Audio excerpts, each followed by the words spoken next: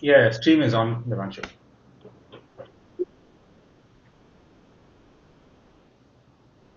We are.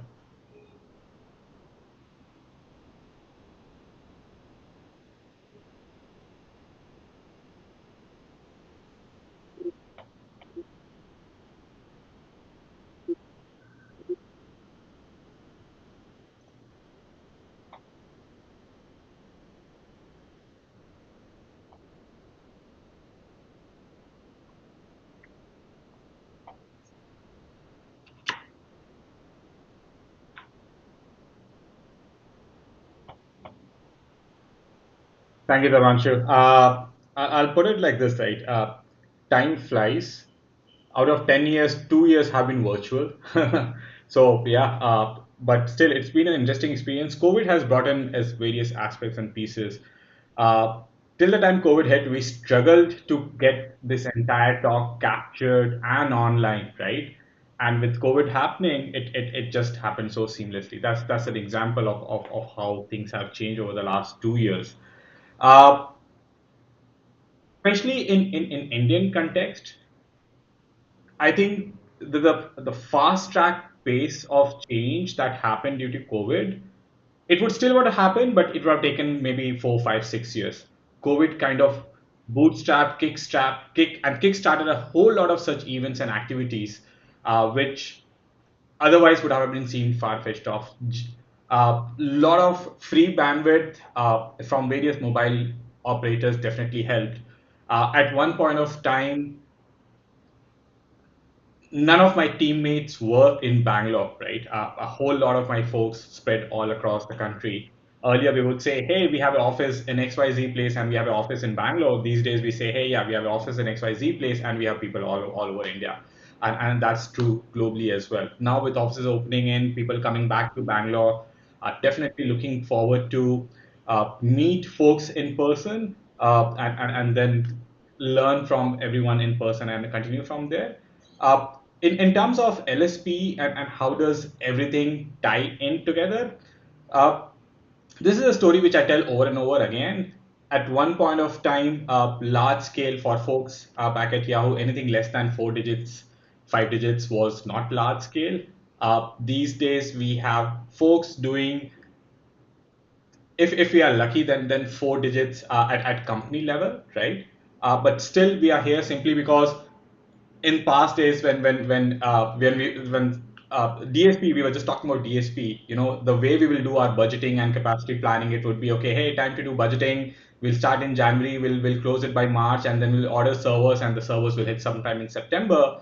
Versus these days, hey, I need capacity. You go and hit your cloud console, and or whether you do it Terraform or whatever you do, right, and you have your VMs up and running. Things have changed drastically over the last 10 years. The last 2 years also have kickstarted and boosted such activities greatly. Uh, this forum is a good forum which brings things up right when they are in early stages. We had Manoj who spoke about Ansible, I think, when it was still unheard of, and these days, I mean, you go to any company, it's that's what it would be around, right? Whole lot of such aspects which keep growing. Looking forward to learn from everyone who will be presenting today. At the same point of time, also inviting all the new joinees, inviting all the folks who have been here to present and share their thoughts as to what is it that they see within their company that they feel could benefit everyone else around. I'm definitely looking forward to hear more and more such talks in the future. Uh, I'll let Devanshu introduce the speakers and their topics. But yeah, we have a LSP Slack channel as well. Uh, I hope everyone out here is on that Slack forum. If not, we'll maybe share that intro again, and I'll put it in chat as well. But we welcome everyone in that Slack forum as well, or rather in that Slack org as well, and for us to talk and converse even when the meetings are not on. So yeah, that's a brief from me. Devanshu, over to you.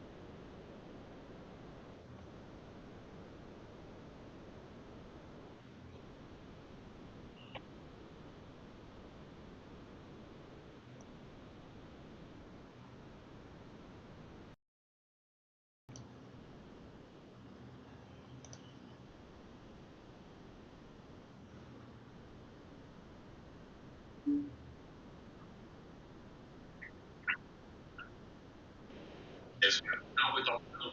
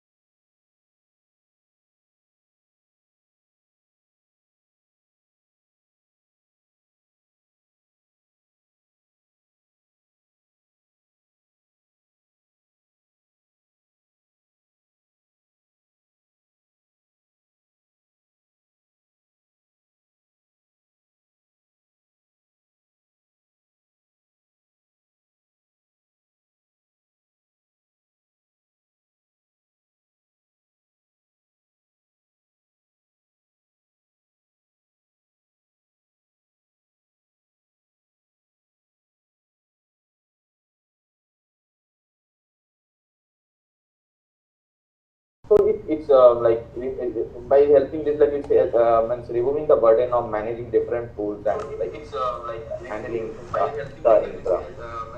And coming to the things like Stackdom is written in the state Python code, so it's like implemented in when like you can customize it, like you can customize the actions based on your requirement. You can write it in the Pythons, and the workflow is written in YAML file, like which is really like very easy to manage compared to any other things. Like if you compare to Jenkins, if you say like if you want to manage it through Jenkins, and Jenkins have a Groovy language, like it's slightly complex than our YAML files, like which is easy to manage and easy to like readable file we have.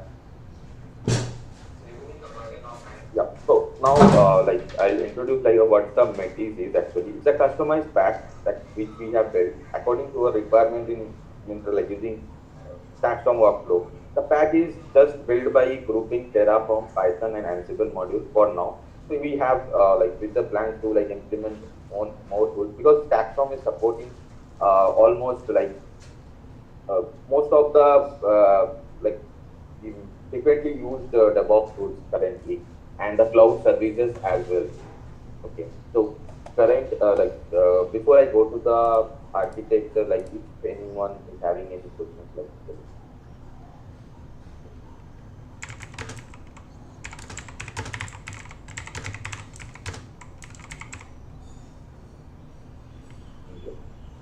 okay, so we'll go ahead with the architecture.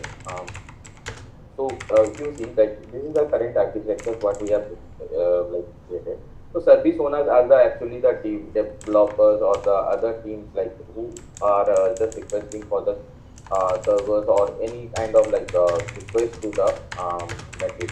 So we have a UI, like it's an internal tool on which we have set it up a UI. Through that we are taking just the inputs. Like the inputs are like very like basic parameters we are taking. Their service name they want to get used, and few like what of the server size and how many disks and what the disk size they are required. We are just taking those inputs from them, and we are triggering the metrics, like that is the stackdom actually in the beginning. So in Metis, we have customized the code based on the like parameters we receive. We have fetching that if the new creation is there. So we are building up the whole Terraform template dynamically. Then we are like we are triggering the once you trigger, like it will dynamically get the Terraform template. Then it will get ran, and it is the infra you get position. So in this architecture, like it's just coming like whenever the UI, the heap is coming to the metric server. We have the nodes here, which is having the connectors also in that Azure connector. Through that, we are fetching few existing infrastructures configs to deploy a new augmented servers in that. Slack is actually using for the notifying the user, and Terraform for doing the like infrastructure deployment and all. So Taxstorm is having a like using RabbitMQ as the messaging queue. So at a time, if you have a like a 70 to 80 requests within a time, like it's doing the queuing things. It's running the request in the queue managing the queue in the queuing manner, and it's having a MongoDB. In MongoDB, where the audit log or the execution logs are getting stored, and whatever the jobs and workflows, everything are getting stored in the MongoDB, and we can see this log through API also, and we it's come up with a Satcom comes up with a UI as well. So I can't like I can just show you the basic UI at the end, but not the exact one, because you like it's like things are there, so we can't display that one. So yeah, this is the workflow engine. In workflow engine, what all we are doing is currently like VM create flow, then retirement flow, storage account creation, augmentation of the VM, and this automation, auto remediation is a, like a plan in our features, and a few things more we have added into it, like we are doing the provisioning of the Kubernetes clusters and as well, and also doing some sorts of configuration management to the server. Okay. So coming to the workflow pipeline file, like how these workflows are written actually. So if you see, this is the workflow. This is just a basic YAML file where we are defining the declaring all the input. Input is the section where we will be declaring all input parameters required for this whole pipeline to run. Okay, and the variables, whatever the variables will be used for our pipeline, so those things will be declaring there, and then we'll be declaring the task. So task one and task two. So what is the task one is one of the job schedule, like one of the tasks. So then it will, within that task it will go to the action. The action, as I mentioned in the flow diagrams, like it will go and hit that action, like that task we are hitting. So and we'll be giving the inputs specific, like we'll be declaring the inputs here, which will be like the specific to this task. And once this task is executed, what it perform next is like when it succeeds, publish the output. Like if this output may be like as a input in another task, can be used as a in another task. Similarly, like once this publish this, and what to do next? Do is next to perform the next task. That's the task two. Similarly, we will be declaring the task two as well. And like if we don't, like the task two is the end job, like then we will just publish the result. We will not do give the not like another uh, rules like to another task, because we are ending up like this is the last task happening. Then we can display our output, like we are doing a PM creation flow and all, like so we are output giving the output of our inventory files, which gives the server names and their IPs and who, and it melts to send the notification to the user. So this is how the workflow pipeline is. Uh, so is anyone having any question, like tell this workflow pipeline? Then we'll go with the current use cases we are solving.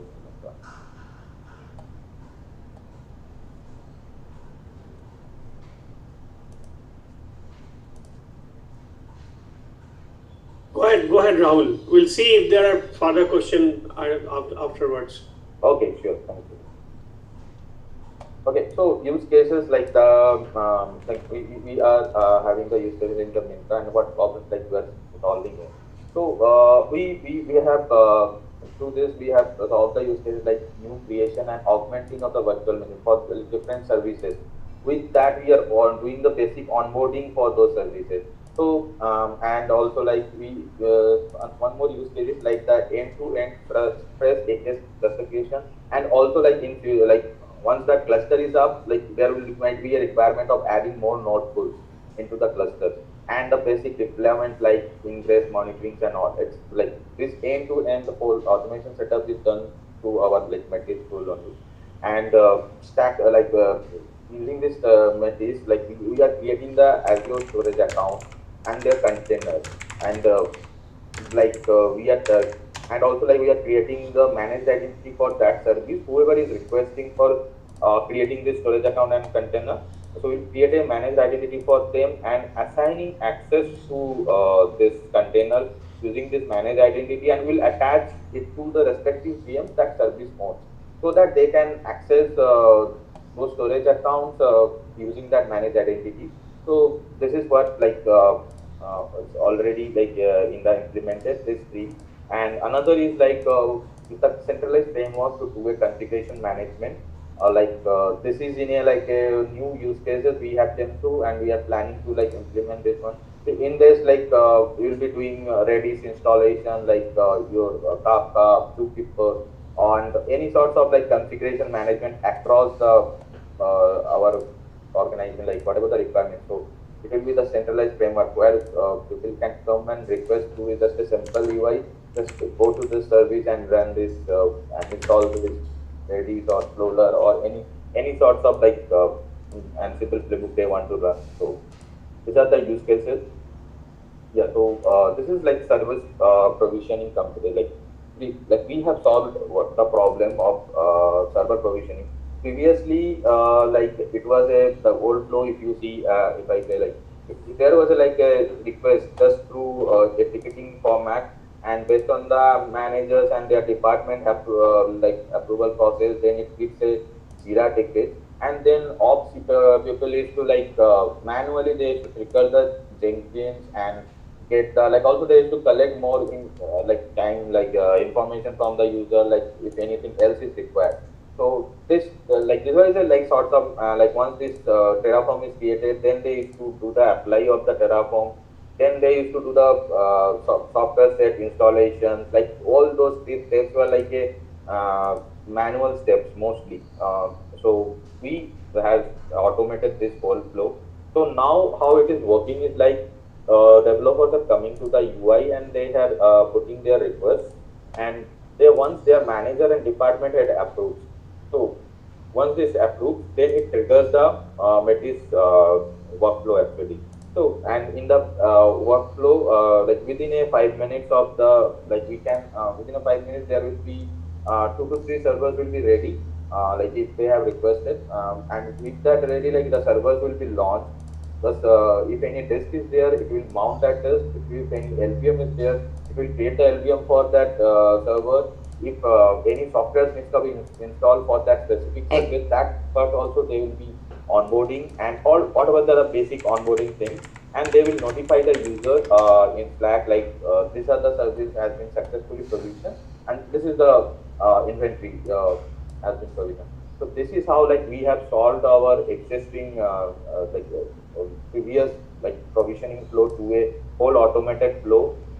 Like this make us like a very rare involvement of the ops guy. There is no involvement currently during the provisioning flow or anything. Um, so this is like the server provisioning, the comparisons like what we were doing. And coming to the Kubernetes cluster, like Kubernetes is like a currently like what we saw, like we have followed the same like structure we are doing for the VM creation flow.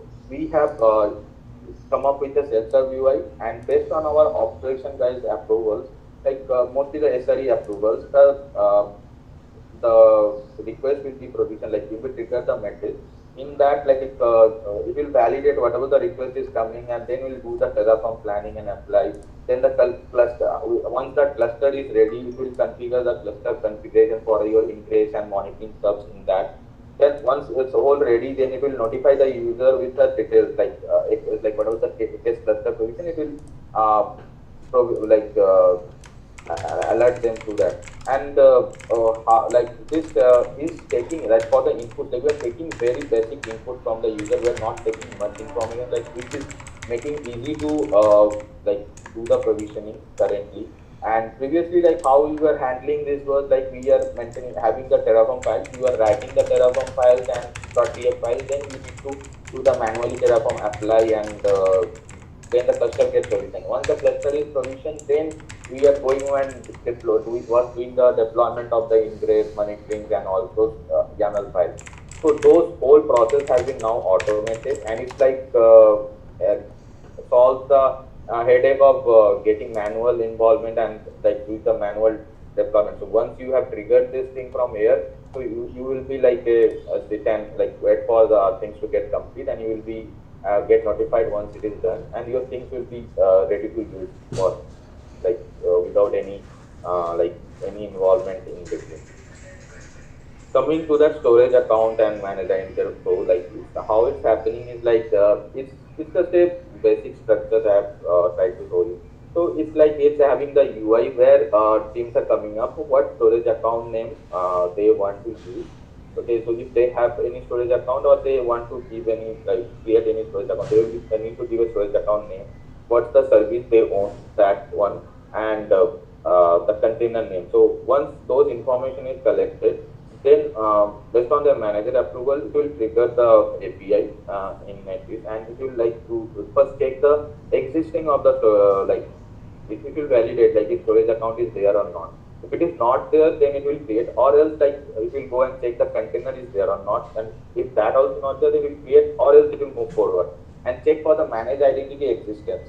And like then if it is there, then we will go and assign the role to that container, or else like it will create and then go and assign the roles to the containers. And once like if it is assigned, and it will attach those requests under the list of the VMs for which the service has been requested, and it will notify the users with the client ID of the managed identity and the success message. So developers can use their client ID to develop generate their tokens, and they can start using their containers and blobs.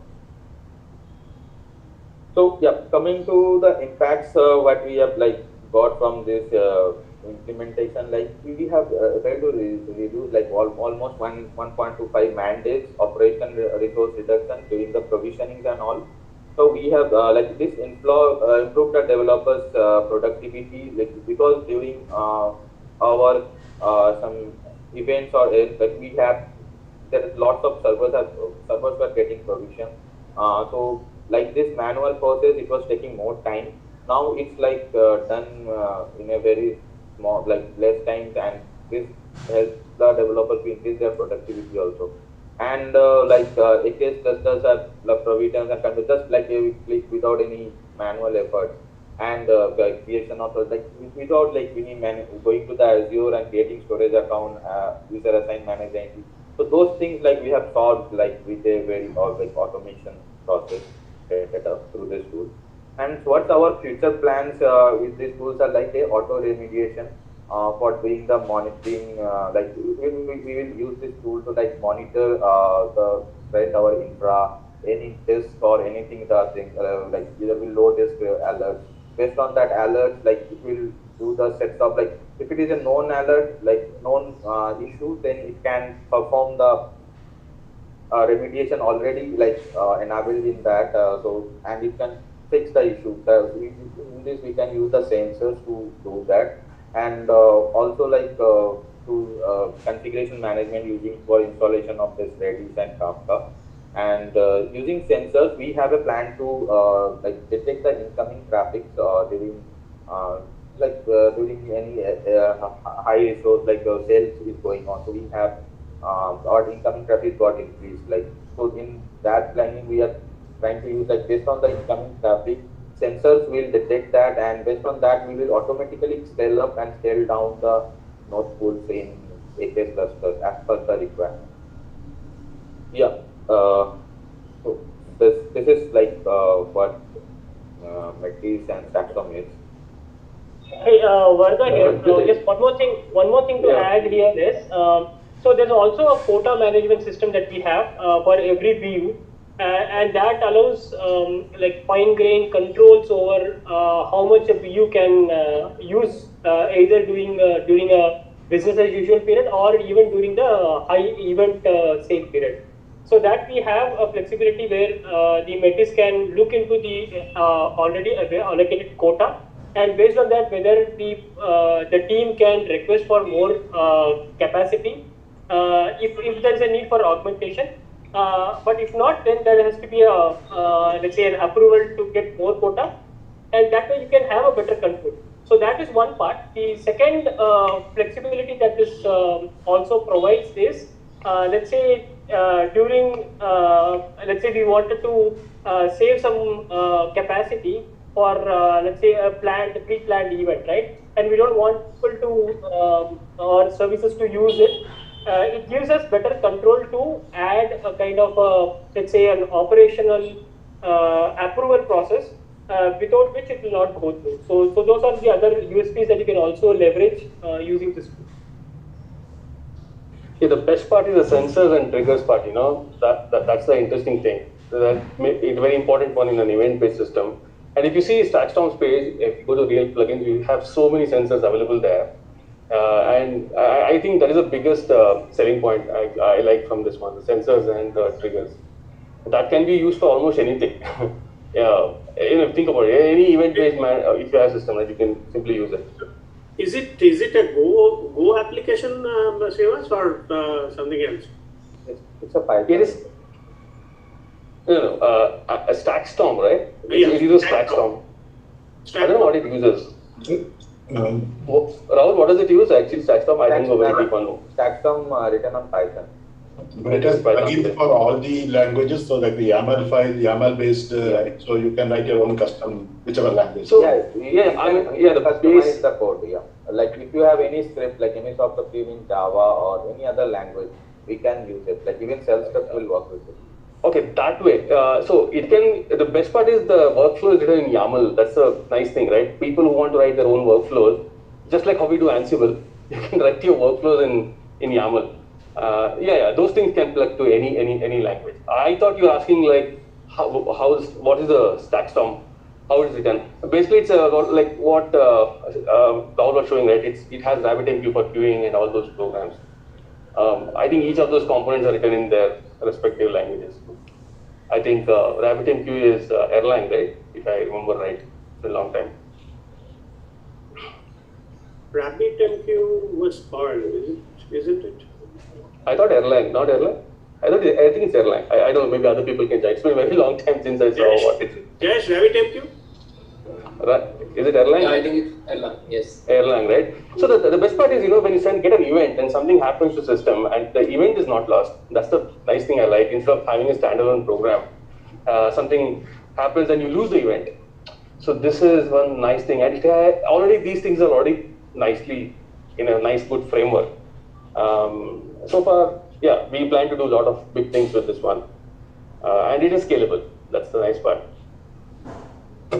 Yeah, good to know. Rahul, like, are we not leveraging the AKS for scaling up and scaling down? AKS already provides that auto scaling feature, right? So are we leveraging that? It's 3 o'clock. When you're provisioning Kubernetes nodes? In Azure we have enabled that auto scaling. We are like that part.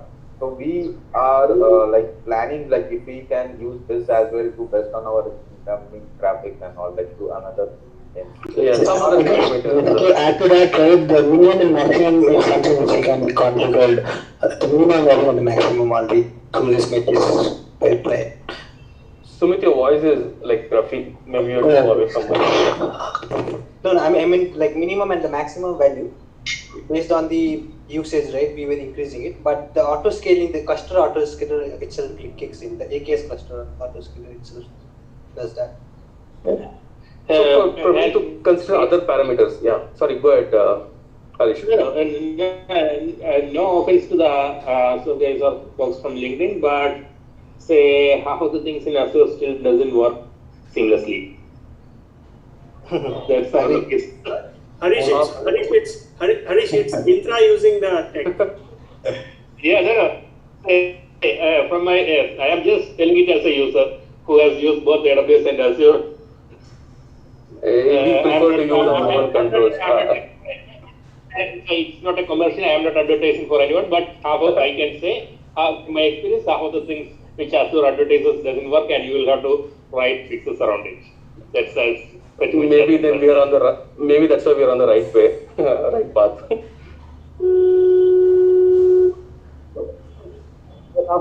Okay. Yeah. Okay, so okay, question for Rahul. Vijay, go ahead. So what I understand that the workflow is used to creation of your infrastructure based on the requirement, based on the business unit. And how about your deployment part? Are you embedding the deployment part also, like Ansible and all? Like we are using Ansible to do the basics like onboarding or any configuration, any installation tools and all. But software like any like application deployment or the service deployment, that's not like in our guys with different tools we are adding. It's a CI/CD pipeline. Even you can establish CI/CD with this tool, but like we are not doing currently with that. So one is a very basic like creation of infra. How about the benchmarking of infrastructure? Like how you test your infrastructure? It's a way we wanted to work. The security aspects, Kubernetes security clusters. How about that we are implementing it?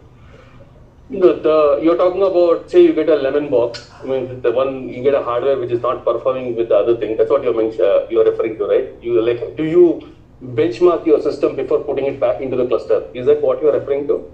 Is anybody doing that in cloud apart from Netflix? Yeah, nowadays not. I think most of them don't do it. But of course, if this is a trigger system, so it is a flow. So you can always run those tests and take the results from it and then move forward with the flow. So like that can be. We don't do it as of now. When we provision the infrastructure, security is a major concern. Okay, so how we are security governance we are implying here? In a term of like, see, that is the part of like the way what governance and controls which you apply as per your organization, right? So for that we have a separate, an Ansible script which does it for you. So that's part of the deployment of the VM.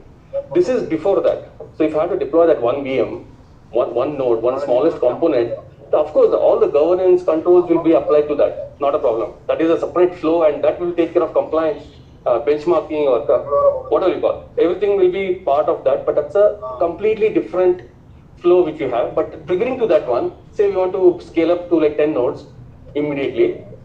This will just trigger that script, which will actually go and get those VMs up, of course, with all those compliances and all that. And of course, we can even check that if it's there or not. But that's it is abstracted. We don't use this tool for that. The Ansible scripts do that work for us. Okay. Okay. I mean, we are getting some sense of the in-person meetup in today's session for sure, because I haven't seen this many cross questions. Okay, so thanks Rahul. Nice talk, and your deck, if you have created it by your own, you are at the edge. Nice presentation. Thank you, Rahul. Thank you, everyone. And thanks Srinivas for accommodating this, because we were short of talks for this until 2 weeks before. No problem, thank you. Actually, thanks to the Rahul and folks, they got it got it approved from the communication team and all that, and we got the presentation reviewed and all that in very short time. Yeah, thanks for it. Okay, so last but not the least, I mean, Harish has already started the debate. Some cloud works, some cloud doesn't work. So, being an employee of one public cloud provider now, I'm not going to fuel the debate there. But Harish has set the tone.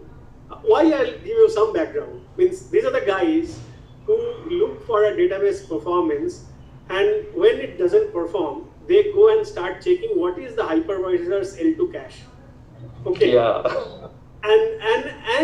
And I think one of the comments which is made is where in one public cloud setup, the same infrastructure were performing, and after the migration, it was not performing. It was colossally bad.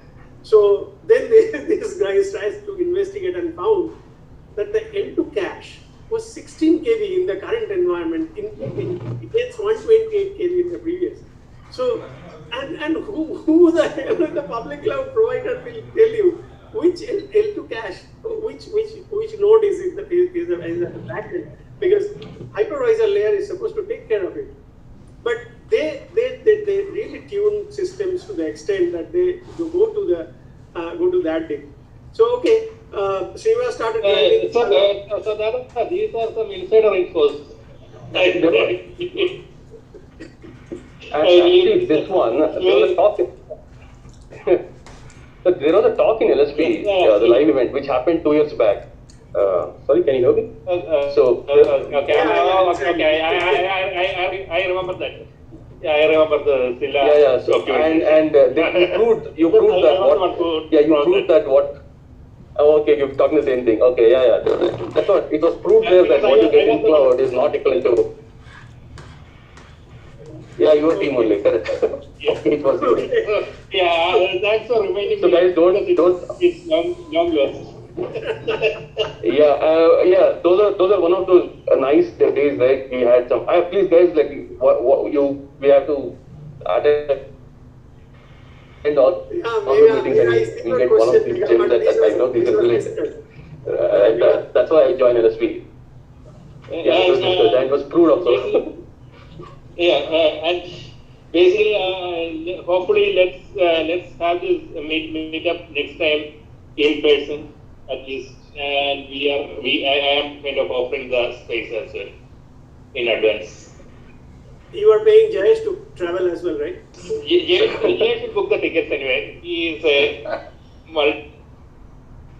Okay, great. So let's invite Rohit. Rohit, screen is yours. This is great talk on, we always plan to deploy applications, continuous delivery of application, continuous deployment, all those terminologies from past. But now how database guys are doing continuous delivery and continuous deployment. So interesting talk from it. It's a correction. It's not database guys. It's the data platform guys. Sorry, data engineering guys. Sorry. I mix all those things. Yeah. Most of the time, like I mix my idli with sambar and all those stuff.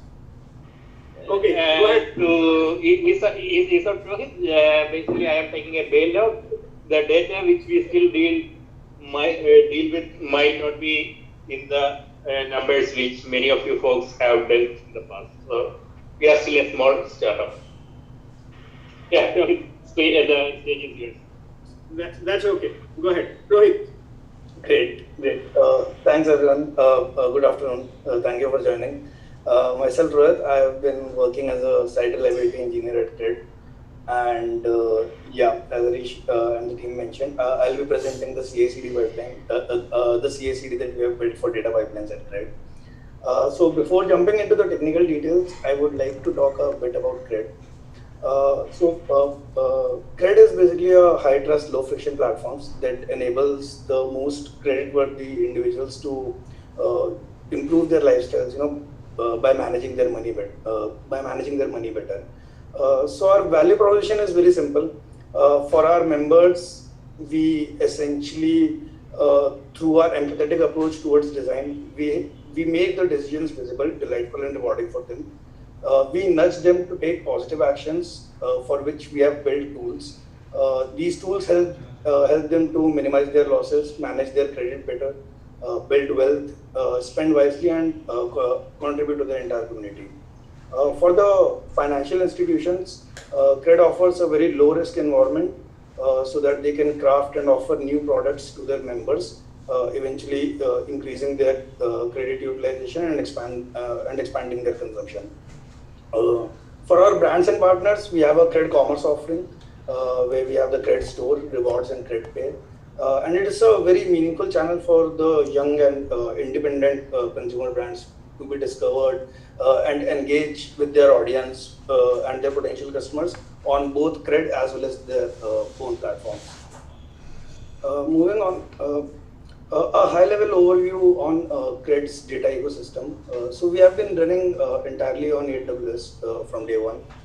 We have close to 400 plus microservices which are producing data each and every second in our systems. We have close to 1500 data pipelines which are processing this data that is produced by these microservices every second. In our entire ecosystem, we run close to over 1 lakh queries in a day. And approximately we are managing 250 terabytes of data throughout the infrastructure. I'll talk a bit about the technology stack. So for those of you who have not heard about data pipelines in the past, I'll just try to explain it in layman terms. So how we can think of a data pipeline is essentially a black box. This black box extracts the data from a source. It does some transformations in the data, which could be dependent on either some business logic or maybe other use cases on how this particular data will get consumed, and eventually it loads the data into a destination. So for the first part of it, where this black box is extracting the data from a source, our source, we have multiple sources starting from RDS, where we run our Postgres and MySQL DBs. We use DynamoDB as our managed NoSQL database. We use Amazon MSK, which is the managed services for Kafka. We have Kinesis data streams where multiple services push data into these streams for further consumption. We have multiple partners and vendors with whom we use S3 as the primary source for the data of these for the data that will be consumed by these data pipelines. And we have multiple third-party integrations. We have multiple marketing channels, etc., from where we consume the data, put it into our data pipelines, and eventually load it into a destination for consumption. Moving on to the second part, which is the transform layer.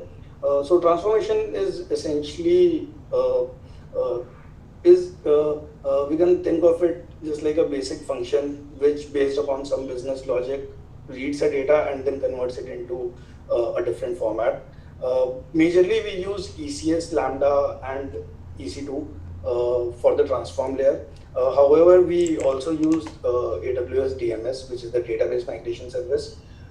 We use Kinesis for streaming, and we use Firehose for batching the records in our transformation layer. Finally, getting to the end of it, which is the destination where the data will be loaded. So again, we have multiple destinations, out of which primarily we have been using Redshift and S3 for a very long time. We use Glue as our data catalog. We have been using Athena for data querying. Recently, we have built an open house data lake on Databricks as well. And then we use SageMaker for multiple data science use cases where they run essentially machine learning models with the data. Moving forward, why we thought of essentially going forward and doing CI/CD for data pipelines? The reason is very simple. Our future is really exciting. We have multiple lines of businesses coming very, very soon. So please stay tuned for that. With multiple lines of businesses coming soon, the dependency on data increases multifolds within the company, because each and every business decision that is taken these days is essentially data driven. So the turnaround time for the data availability, it starts impacting business significantly. And as we grow, the data that we are operating on will definitely grow. And to solve for that, essentially, if the data grows, then our challenges get bigger day by day. So the major challenges that we sat upon and we looked on from the perspective of data pipelines the biggest was the time consumption. It used to take a couple of hours to onboard a single data pipeline, because as we saw in the previous slide, the technology stack is huge. So essentially, you have to create multiple resources. There are chances of human errors, etc. The other major problem with data pipelines is the pluggable configurations. Think of it this way: basically, depending on the source of the data and essentially the amount of the data, the SLAs that are given to different teams would vary. It can vary upon the source from where the data is coming. It could vary upon the criticality of the use case, or it could vary upon the amount of data that flows through that particular pipeline. The third challenge that we used to face quite a lot was onboarding of the new pipelines. It used to be really complex. The main reason for this part being complex is because whenever a new environment is brought up, there are multiple configurations that are one time that need to be done. And since there is no automated setup around it, usually steps get missed, which eventually lead to delay in creating the data pipelines and essentially get the data flowing through the ecosystem. The fourth biggest challenge, I think, as a SRE that we all face is essentially the observability over the infrastructure. There are multiple environments, there are over 1,500 data pipelines running, and since there are multiple resources involved in a single data pipeline, having an observability over who is running what, and essentially if there is anything which is unused and things like that, was a really big challenge for us. So to solve these challenges, we essentially decided that we need a crisp list of requirements on once we solve the problem, what and all features it should have, and how would it help us in overcoming all the challenges that we discussed on the previous slide. So the characteristic that we decided for data pipelines was the first and foremost was self-serve. People should be able to create pipelines without the dependency of any other team within the ecosystem. The data pipeline should be configurable so that each and every pipeline can essentially manage and be compliant with their own SLAs. The data pipelines should be reliable. The fourth point was because of multiple resources getting created and the turnaround time for each data pipeline being higher, we definitely wanted it to be really, really quick. And the point where essentially replicating the data pipelines across environments is a challenge, hence we wanted reproducibility as well in our system. Moving on, I'll take a basic example of one of the data pipelines that we follow at Grid and how we went about solving it.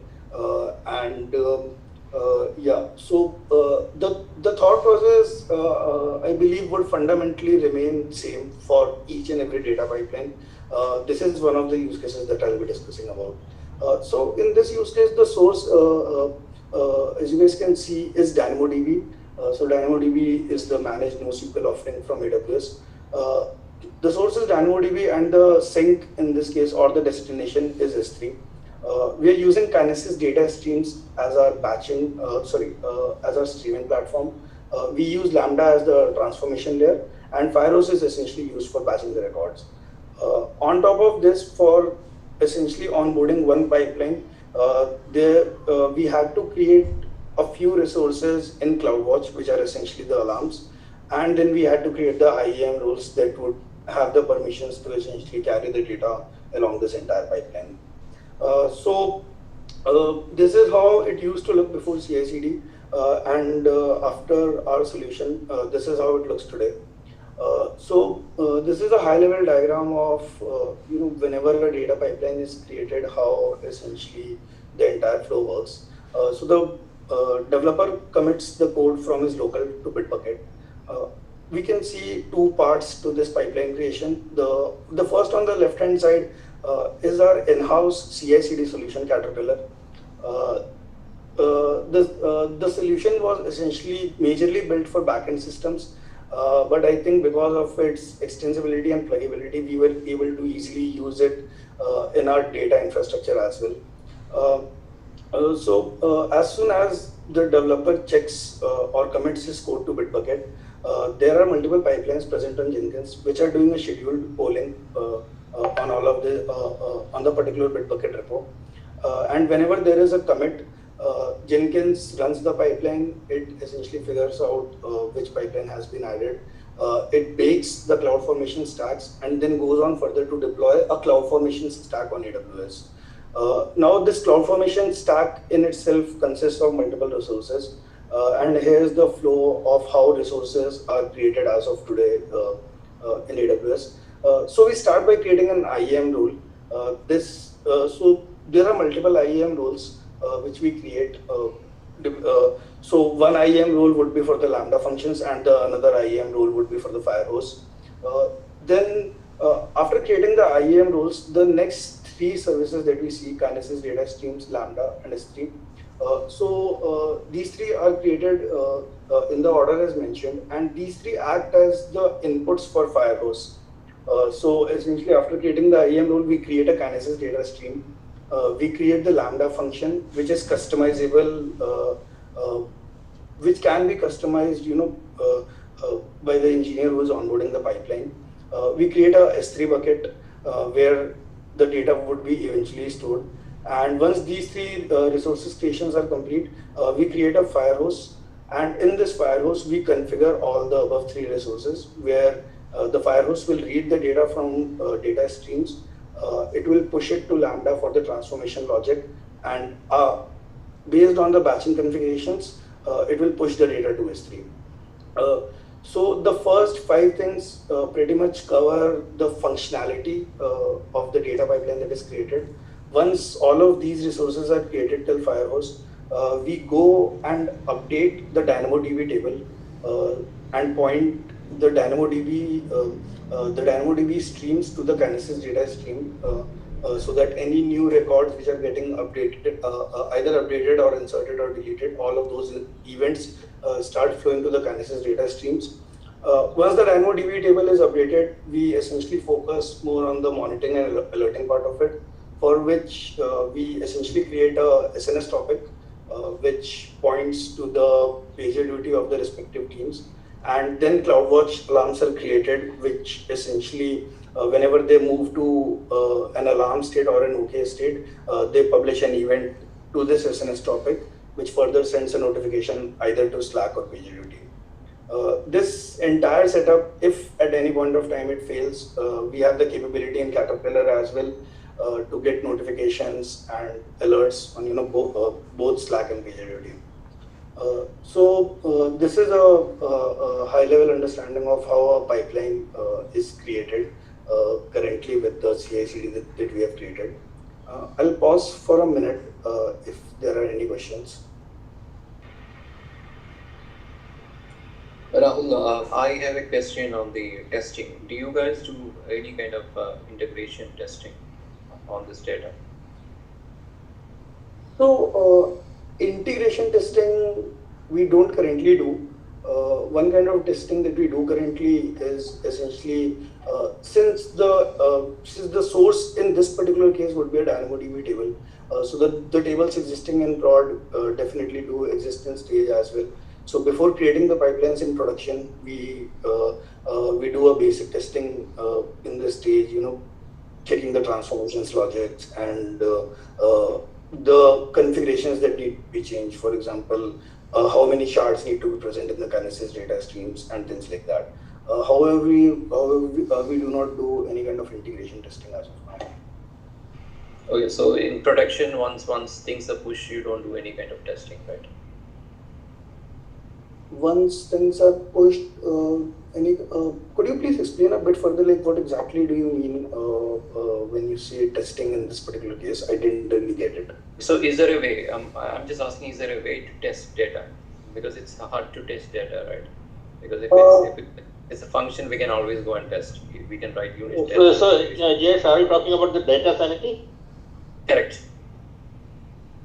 Okay.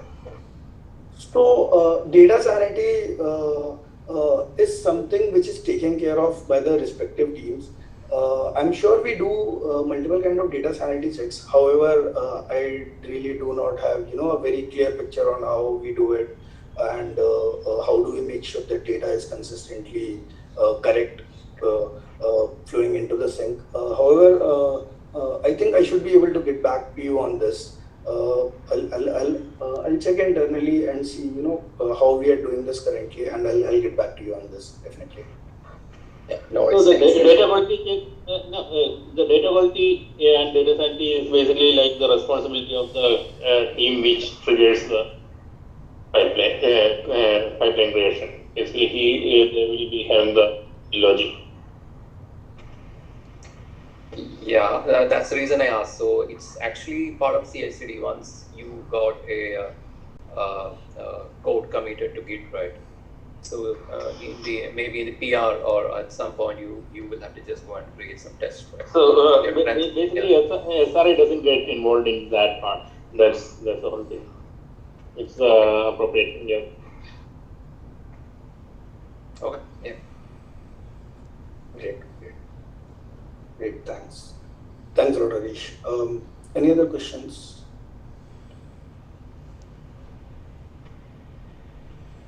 Okay. I'll move forward from now. So a bit of deep dive into the code. On the left hand side, we can see the directory structure of this CI/CD that we have created. So we essentially have a Caterpillar folder in our base repo. This Caterpillar folder is primarily split into two parts. One is the configs and the second is the templates. And as the name suggests, these configs are the things that can be modified at the time of table onboarding by the team who is performing the onboarding. And templates are essentially the CloudFormation templates. And if you want to change your Lambda functions, if you want further steps, like one of the steps in the previous pipeline was to update the DynamoDB table to point it to the Kinesis stream. Similarly, if you want even more functionality, then all of those things can be added in the templates. The configs currently how they're present is essentially there are 4 ways using which teams can use the config. There is one config which is shared across all the pipelines and all the environments, which is the common.yml. Then there are environment specific configurations, and apart from that, the same logic is followed on a per pipeline level as well. For example, if you see in the DDB table 1, there would be a common.yaml, and this particular set of configurations will be used and common across all the environments for this particular pipeline. And then there are obvious pipeline as well as environment specific configurations. So this is a snapshot of how the configurations look as of now, which are basically shared across all the pipelines and all the environments. Moving on, this is a sample configuration for one of the particular environments. And this is a sample CloudFormation template that we currently use in our CI/CD pipelines. So in this CloudFormation template, you'll be able to see like we define multiple parameters, then there are conditions, and after that we essentially create all the resources, which include IAM role, Kinesis streams, Lambda functions, log growth, arrows, and all the CloudWatch alarms. So coming to the challenges that we identified and we solved. So I think all of these are equally important. The first one that we solved was essentially a plug and play functionality for configurations. It is super easy to change any configurations at any point of time.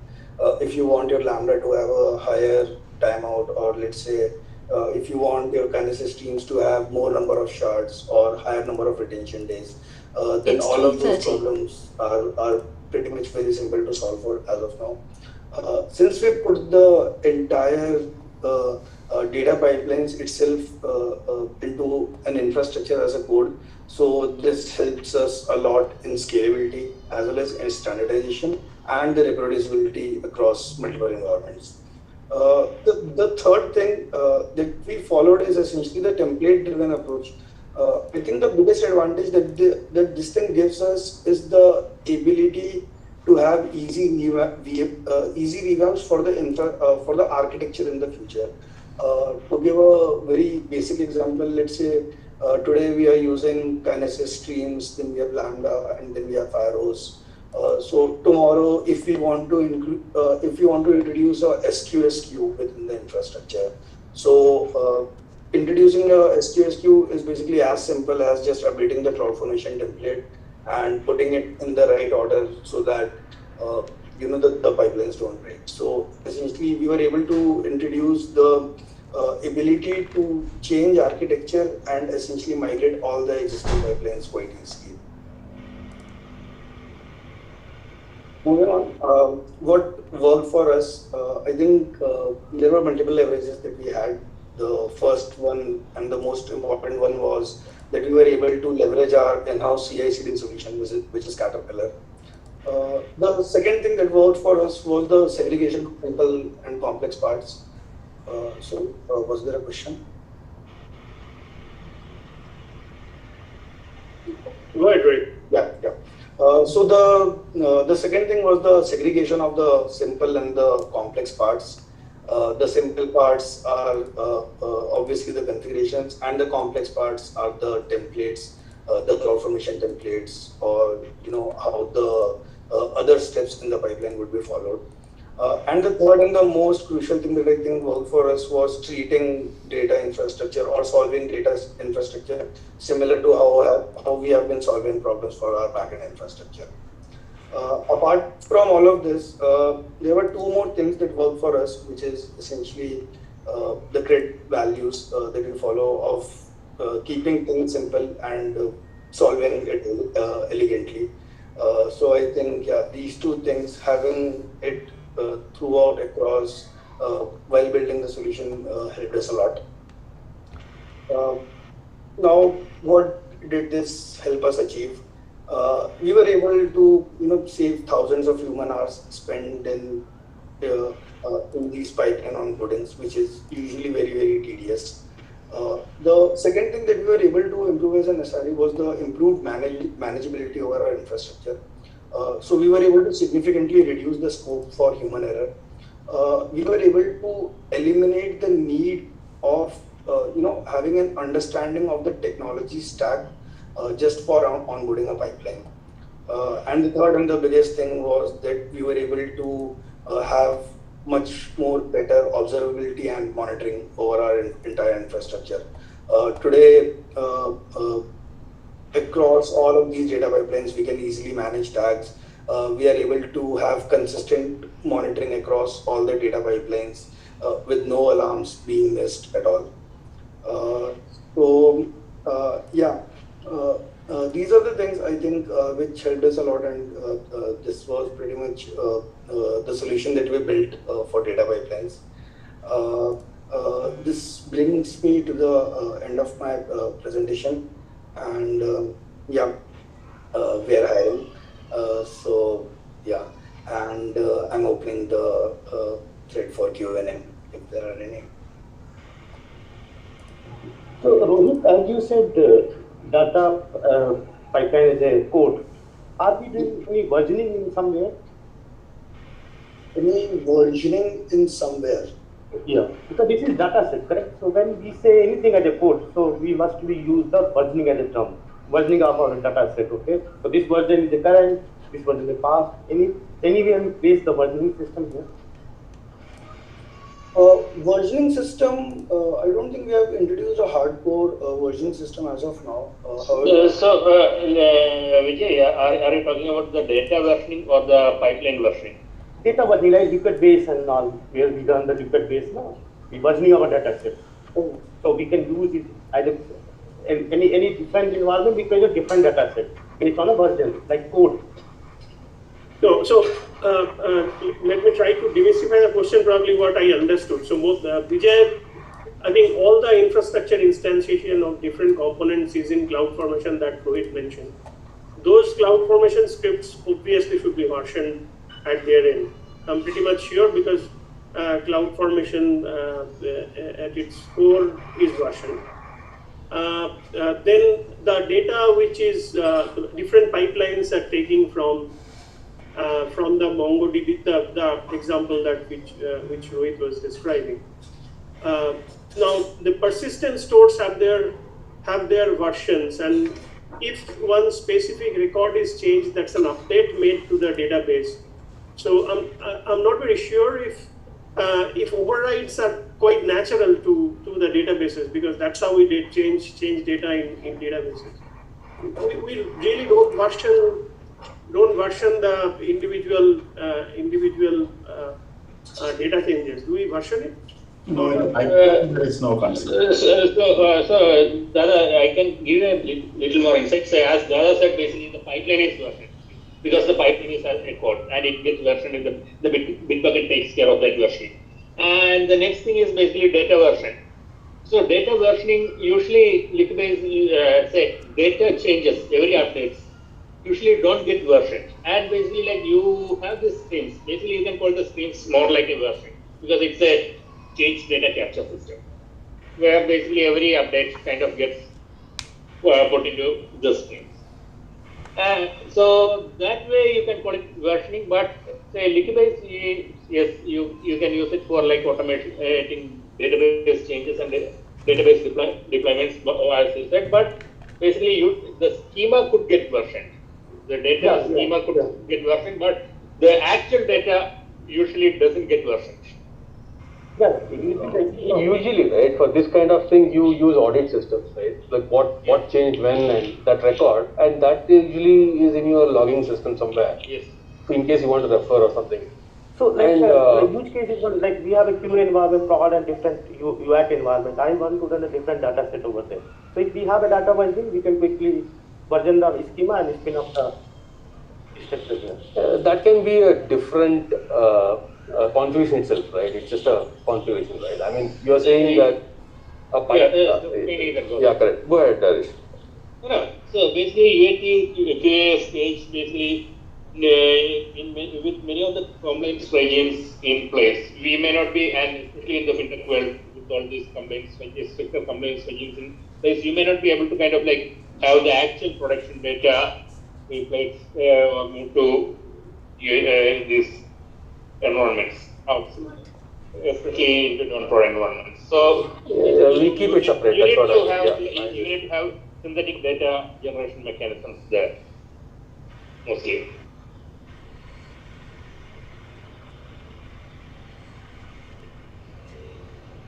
Rohit, I have one question for you. Like in your architecture, you are taking the source is DynamoDB, right?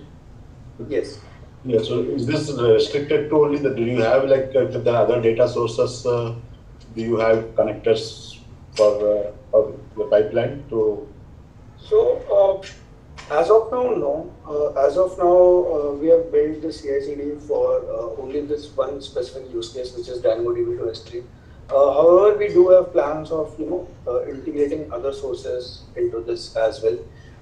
We would primarily want to focus on the AWS services, which I mentioned in the extract layer like MSK or for example the Kinesis streams. But yeah, as of now, we have built it majorly for DynamoDB to S3. With the same thing can be should be easily accessible using basically instead of you kind of change Dynamo streams and Kinesis with basically DMS plus MSK. The same thing is extensible there with other RDS or other kind of systems as well. Okay. No. For different data types, you will have different types of connectors that you would need to build, right? So especially since you're using Firehouse, you will need that kind of ingestion pipe. So Praveen, we are talking about basically like the last layer before the S3, right? Oh, okay. Yeah, before that, the pipeline, you have a Firehouse and... yeah, okay. And basically on the source side, basically you can easily plug in MSK or MSK plus DMS for a relational source like MySQL or Postgre. And even like things like Aerospike and Scylla enterprise versions provide their own CDC systems which can easily write into MSK. Yeah. And is there any way of reproducing Harish? Like, I mean, if you have a data corruption in the pipeline, will you be able to replay or reproduce the data again? So that part probably like say someone from the data engineering team can answer that, but yes, say end of the day basically CDC is just it can always at least on as long as your data is there on the prime basically let's say at least on basically relational systems I can say that basically like the CDC can point to the previous basically log to the previous wall or log whether it is wall or MySQL bin log and kind of start again raising the data from there. And on that point, Praveen, if the data gets corrupted, so currently in this particular use case of DynamoDB to S3, we have built a parallel automation as well. What this automation does is you can export the DynamoDB table, which has all the data, into S3 bucket, and then we have built a transformation layer using Databricks, which takes the data from this S3 bucket and it dumps it to the other bucket.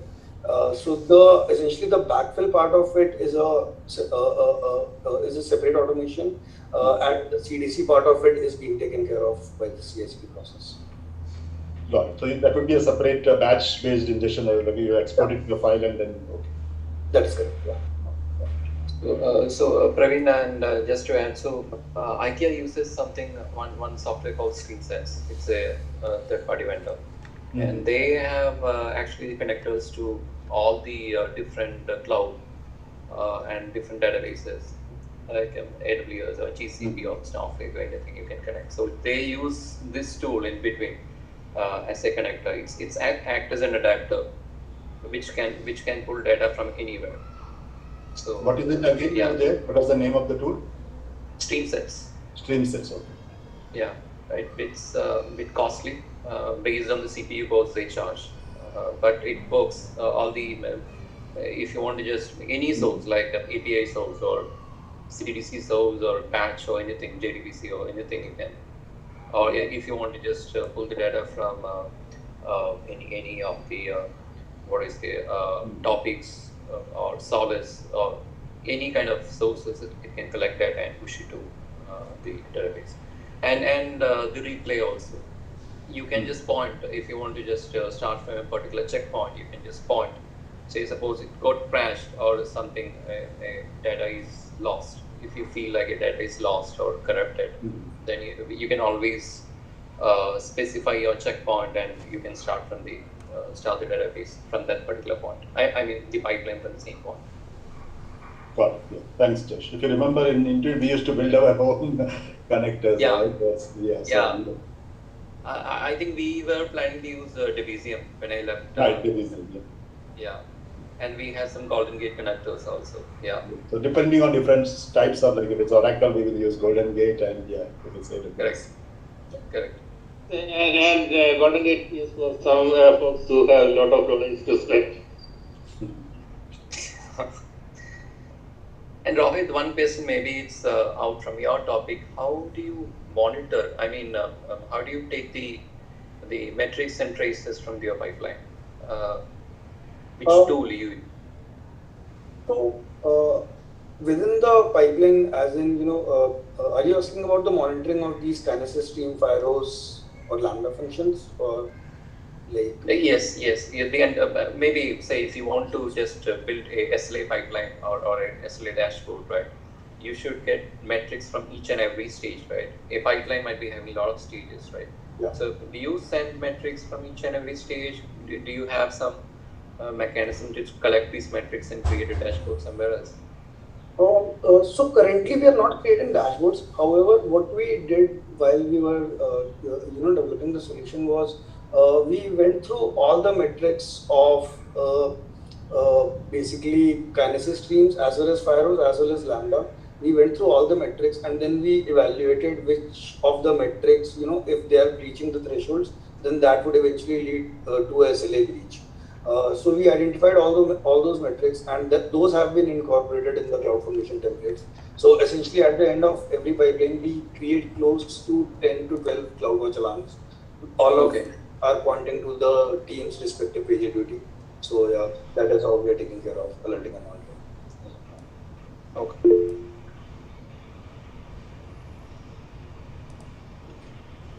And about the rollback. Sorry, Devanshu. So yeah. So I was just asking if you want to roll back a pipeline, how do you do? The same way, you just move to previous version and run the Jenkins again? Yeah. So since it's entirely CloudFormation, it will be just a rollback of the stack. So okay, good. Yeah. Thank you. Yeah. Okay. Thanks, Rohit. Engaging. So you see questions after questions, and I learned one thing, Praveen. So next time onwards, we should have a data pipeline or database talk every time, so that we get all you folks around. Okay, that's a learning for me. Okay, thanks Rohit. Thanks all other speakers. So may I request everyone to turn on their cameras, please, so that we can get a few pics. Rohit, you just stop sharing it. Yeah. Mask. Who is having mask? Acha, Srini has mask. Yeah, I'm on way to airport. So. Who is traveling to the airport? I'm traveling. I'm traveling. Devanshu. Acha. Okay. Okay, so I've got one, but how do I get others? Okay. Is there a way I can scroll?